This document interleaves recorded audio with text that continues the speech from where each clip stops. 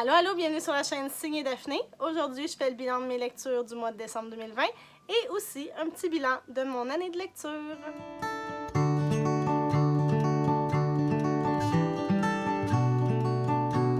Bonjour tout le monde, j'espère que vous allez bien. Aujourd'hui, ça me fait plaisir de vous retrouver pour cette petite vidéo bilan de lecture. J'ai l'impression que depuis genre 2 semaines, c'est rien que ça que je fais. Là, je publie un bilan par-ci, bilan par-là, objectif annuel, bullet journal. Je fais rien des bilans, mais écoutons, hein, c'est le mois de janvier. C'est comme ça. Alors, comme je l'ai dit dans l'introduction, aujourd'hui, je vais faire le bilan de mes lectures du mois de décembre 2020. Puis, je vais en profiter pour faire une espèce de petit wrap-up de mes lectures de l'année à la fin de la vidéo.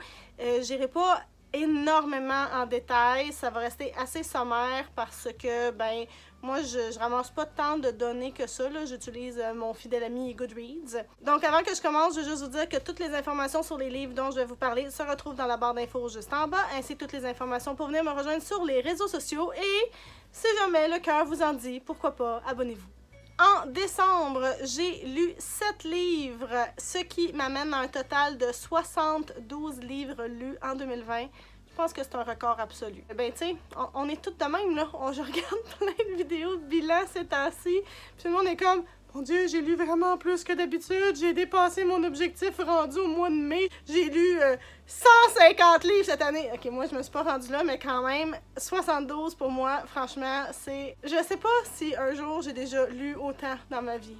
Ça devait être avant que je note, comme que je note le nombre de livres que je lis dans une année, là, parce que j'ai aucun souvenir d'un événement de ce genre. On se rappelle que mon objectif, c'était 40, alors... je me suis quasiment rendue au double. En décembre aussi, j'avais des lectures qui rentraient dans 2 challenges différents. Le challenge cocooning automnal de Candy Shy et aussi le Cold Winter Challenge de l'Enluminé. Je vous mets les liens vers leurs vidéos dans la barre d'infos. Alors, on va y aller tout de suite avec ma première lecture de décembre qui a été American Royals de Catherine McGee ou McGee. Je pense que c'est McGee, d'après moi.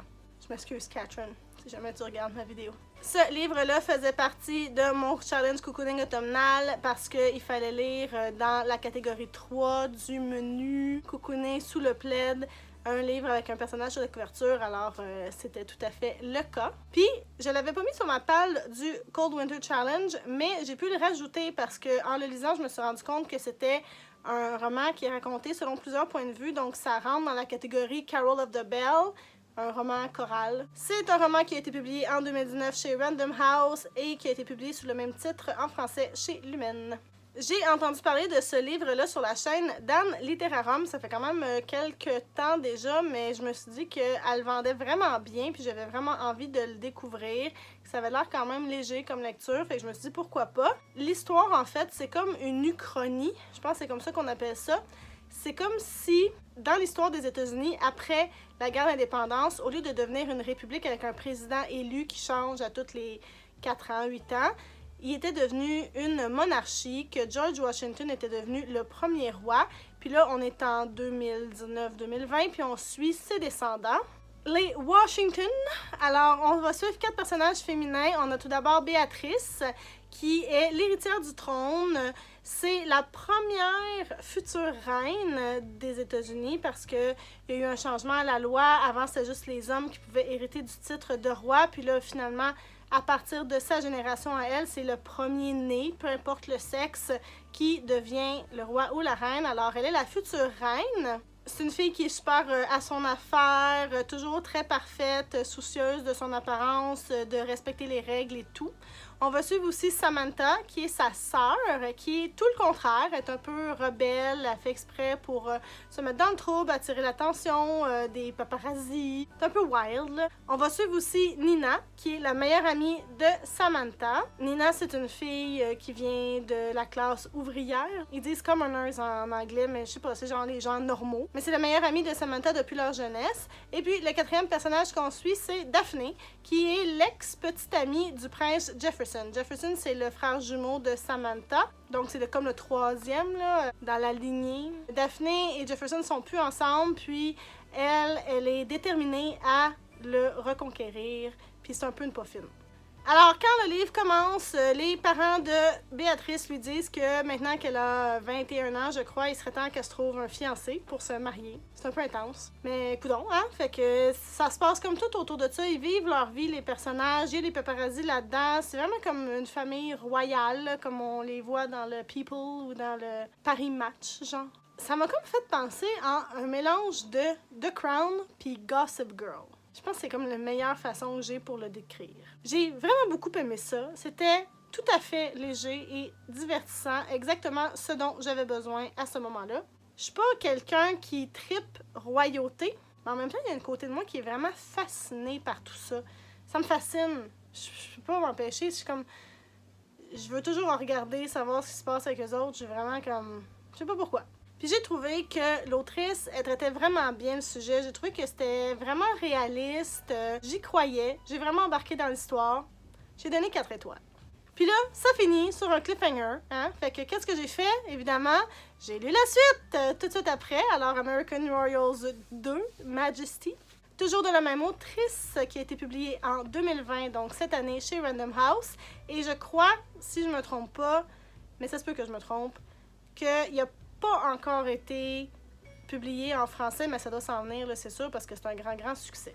Évidemment, c'est la suite du premier, alors c'est difficile de vous en parler, puis est-ce que je veux pas trop vous en dire, je veux pas rien divulgacher. Je peux vous dire qu'à la fin du premier, il y a comme un événement qui arrive qui est assez dramatique, puis là, ben, on a les répercussions de cet événement-là. La vie de Béatrice et de Samantha change beaucoup. On va retrouver les mêmes 4 personnages, les mêmes 4 points de vue, donc Béatrice, Samantha, Nina et Daphné la Poffine. C'est vraiment weird d'avoir un personnage qui a le même nom que soi-même puis qui est vraiment comme détestable. Le deuxième roman, l'histoire, la trame, ça s'en va pas pantoute où c'est que je pensais que ça s'en allait. Vraiment, là, j'ai été complètement soufflée, je veux dire, n'exagérons pas, mais je m'attendais pas pantoute à ça, puis savez-vous quoi? C'était bien tant mieux. Parce que si c'était aller où je pensais que ça s'en allait, ça aurait été vraiment trop prévisible, puis j'aurais pas cru 2 secondes, mais pas pantoute. J'ai trouvé que là où ça s'en allait, même si c'est vraiment pas populaire, là, vous allez voir, il y a plein de gens qui font comme « Wesh, qu'est-ce que c'est ça? C'est pas ça à quoi je m'attendais, c'est pas ça que je voulais. » Mais moi, je trouve qu'en fait, c'est ça qu'il fallait. Oui, ça peut être frustrant par bout, mais en même temps, moi, je pense que quelqu'un qui est dans les souliers de Béatrice, qui est l'héritière du trône, comment c'est montré dans le roman, c'est exactement comme ça que ça doit être, là. Parce qu'encore une fois, je fais la référence à The Crown, que j'ai tout regardé, parce que ça me fascine, je vous le dis. La reine Elisabeth, là, je veux dire, sa vie est toute tracée, là, puis elle peut pas, elle peut pas dépasser, là, d'une affaire, là, sur sa ligne, là, puis let's go, puis tu peux pas faire un petit peu une petite erreur à droite, une petite erreur à gauche, non. Tu suis le chemin, ta position, c'est ça, puis il y a des règles. Puis Béatrice, c'est ça qu'elle vit, puis c'est pas tout le temps le fun, mais je trouvais que c'était tout à fait réaliste. En plus de ça, j'aime vraiment la façon dont le poids de tout ça est abordé. Béatrice a un lourd à porter sur ses épaules, puis en plus, il y a plein de gens qui la sous-estiment, puis qui se disent « Tu es une femme, tu seras jamais capable d'être une reine », puis il y a de la misogynie là-dedans, puis sérieusement, il y a une couple de claques qui se perdent. Tout de même, j'ai trouvé la fin très satisfaisante. J'ai donné 4 étoiles. Je sais pas s'il va y avoir une suite, le savez-vous, vous autres? J'ai regardé un peu, j'ai fouillé, mais tu sais, j'ai pas passé ma vie à faire ça, là, mais j'ai regardé un peu puis j'ai pas vu. Alors, moi, s'il y avait une suite, je serais preneuse, je la lirais. Puis s'il y en a pas, c'est bien correct aussi, je trouve que ça finit bien. Ensuite, j'ai lu une BD. J'ai lu Hubert Reeves nous explique que la biodiversité. C'est une BD qui a été faite en collaboration avec Hubert Reeves, Daniel Cazenave et Nadine Boutineau. Je l'avais mis dans ma pile à lire du Cold Winter Challenge pour la catégorie Les Reines du Père Noël parce que ça parle de nature, d'écologie, d'animaux et tout. Ça a été publié en 2007 chez Le Lombard et... Tu sais, le titre dit ce que c'est, là. Hubert Reeves nous explique la biodiversité. Pas bien compliqué. Et puis, on va suivre un genre de groupe d'enfants, un groupe de jeunes qui sont en sortie scolaire avec leur enseignante, puis Hubert Reeves. Puis là, ben, ils se promènent dehors, puis là, ils voient plein d'affaires, puis là, il leur explique la nature, les liens entre toutes les choses. Enfin, ils apprennent que tout est interrelié, même les plus petits micro-organismes ont leur rôle à jouer. C'est rempli de faits très intéressants. Mais c'est sûr que c'est pour les enfants, alors ça reste quand même assez en surface. Par contre, c'est une bonne façon, je pense, de commencer à aborder le sujet avec des plus petits. Moi, en tant qu'adulte, j'en aurais pris plus d'explications, plus de détails, plus poussés, mais tu sais, c'est sûr que là, je suis pas le public cible. Les dessins sont jolis, il y a des belles couleurs, c'est assez classique comme bande dessinée. J'ai donné 3 étoiles. La seule affaire, c'est que, ben ça c'est très personnel, c'est que moi ça me déprime ces affaires-là, ça me déprime. J'haïs l'être humain quand que je lis des affaires de même là, à propos de surpêche qui a tout abîmé un écosystème, puis là c'est foutu, genre il n'y a plus rien à y faire, des espèces qui ont été introduites puis qui ont foutu la merde partout. Pauvre planète. Sérieusement. Ensuite de ça, j'ai lu Christmas at the Comfort Food Café de Debbie Johnson. Je l'avais mis dans ma pile à lire du Cold Winter Challenge pour la catégorie Under the Mistletoe, qui devait être genre une histoire d'amour cocooning de Noël, puis ça rentrait dans tout ça. Là. Ça a été publié en 2016 chez Harper Impulse et ça n'a pas été traduit. Donc, dans le premier tome du Comfort Food Café que j'ai lu cet été, on suivait Laura. Et là, dans le deuxième, on va suivre sa sœur Becca Fletcher. Becca va venir passer les vacances de Noël dans le Dorset où sa sœur Laura habite maintenant. Dans un petit village tout mignon, tout chouchou, sur le bord de la mer, où se situe le Comfort Food Café. Becca, c'est quelqu'un qui est pas nécessairement facile à aimer, c'est quelqu'un qui déteste Noël, elle va pas super bien, elle a vécu quelque chose d'un peu traumatisant dans sa jeunesse, on sait pas quoi, on finit par l'apprendre, puis ça l'a vraiment marqué, puis elle est un peu comme un porc-épic, on pourrait dire. Elle arrive là, Laura, elle s'est mis en tête de matcher Becca avec Sam, qui est le super sexy surfer du coin. Mais en même temps, c'est pas juste un surfer super sexy, il est vraiment sweet aussi. Super sweet, sexy surfer.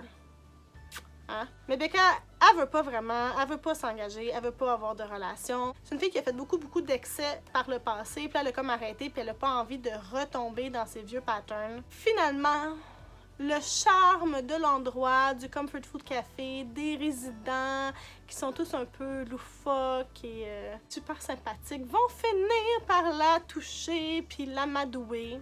Elle va se libérer de son secret, puis sérieusement, c'est vraiment une belle petite histoire. C'est doux, c'est mignon, c'est léger, ça se lit tout seul. C'était parfait pour Noël. J'ai vraiment aimé le principe de retourner dans le même lieu, de retrouver les personnages que j'ai appris à connaître dans l'autre roman, mais pas de les suivre, de suivre quelqu'un d'autre. Moi, j'ai trouvé ça super intéressant. C'était rien de compliqué, c'était juste très bon. 4 étoiles. Ensuite de ça, j'ai lu The Midnight Library de Matt Haig. Je l'ai mis sur ma pile du Cold Winter Challenge pour la catégorie New Year, New Me, qui devait parler d'évolution, de transformation et tout. Ça a été publié en 2020 chez Viking et ça n'a pas encore été traduit, mais je pense que ça s'en vient parce que, mon Dieu, que ça a été un gros succès, ce livre-là, cette année. Ça a été voté meilleur livre de fiction par les usagers de Goodreads. Et puis, dans cette histoire-là, on va suivre Nora Seeds, une trentenaire qui ne va pas bien du tout. Elle est en dépression. Sa mère est décédée d'un cancer il n'y a pas trop longtemps. Son frère lui parle plus parce qu'ils sont en chicane. Et perd son emploi, son chômeur. Puis là, ben, elle décide que elle veut mourir. Mais elle ne meurt pas, elle se retrouve plutôt dans The Midnight Library, qu'on pourrait traduire par la librairie de minuit. Puis là, à cet endroit-là, il y a un espèce de grand livre qui est comme le livre des regrets. Elle peut voir toutes les choses qu'elle a faites dans sa vie pour lesquelles elle a des regrets. Donc, elle se met à le feuilleter, puis elle peut aller essayer d'autres vies. Mettons qu'elle avait pris cette décision-là à la place d'une autre, ou si elle avait, au lieu d'abandonner la natation, si elle avait continué la natation, ou si elle avait poursuivi son étude de la musique, ou si elle était restée avec son ex-copain, qu'est-ce qui serait arrivé? Donc, elle va se mettre à essayer toutes ces vies-là. Puis, c'est vraiment bon. C'est pas pour rien que c'est un grand succès. Moi, j'ai mis 4 étoiles, mais c'est plus comme un 4.5. Je sais pas quoi. Il y a quelque chose qui m'empêche de lui mettre un 5, mais c'est vraiment juste un feeling personnel. C'est pas parce que j'ai pas aimé, parce que j'ai vraiment beaucoup aimé. Mais des fois, ça arrive, hein, comme ça, on se dit, ben, c'est pas tout à fait un 5.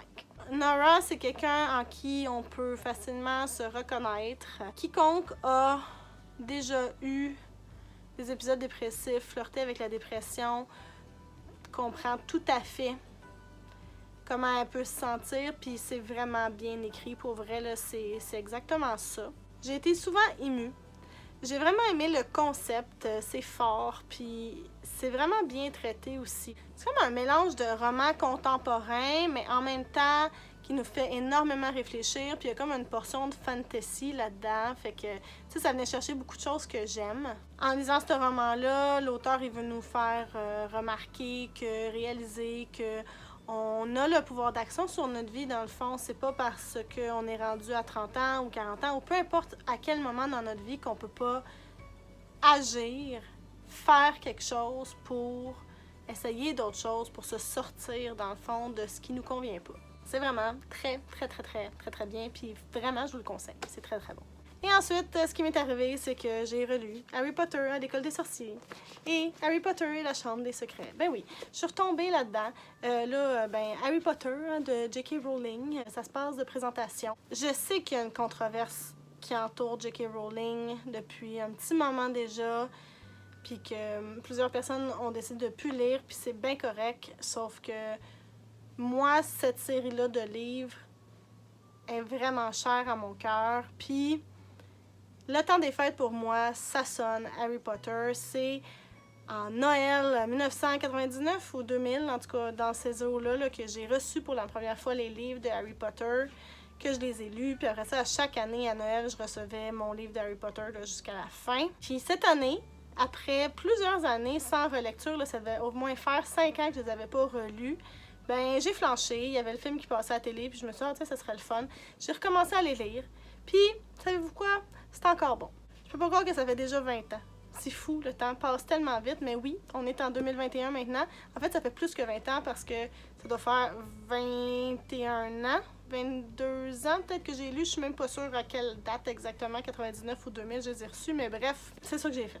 Bon, alors avant de passer aux choses sérieuses, un petit bilan de mon challenge cocooning automnal. J'avais pris le palier 1 qui était de lire 1 à 6 livres et c'est réussi parce que j'ai lu 3 livres. Je les avais toutes pris dans le menu Cocooner sous le plaid. Alors, la première catégorie, c'était de lire un livre avec la première lettre de son pseudo, moi signé Daphné S. J'avais lu En route vers Nowhere de Sophie Lorrain. Ensuite, la catégorie 3, c'était un personnage sur la couverture, alors j'ai lu American Royals de Catherine McGee. Et la catégorie 6, c'était de lire un coup de cœur des lecteurs et j'ai lu Heartstopper Volume 1 de Alice Oseman.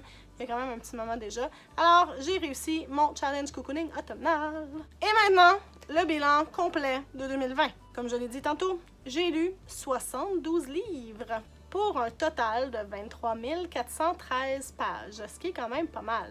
Le livre le plus court que j'ai lu, c'est un album jeunesse d'Élise Gravel, Tu peux, qui comptait 24 pages. Et le livre le plus long, c'est The Mad Ship de Robin Hobb, qui compte 906 pages.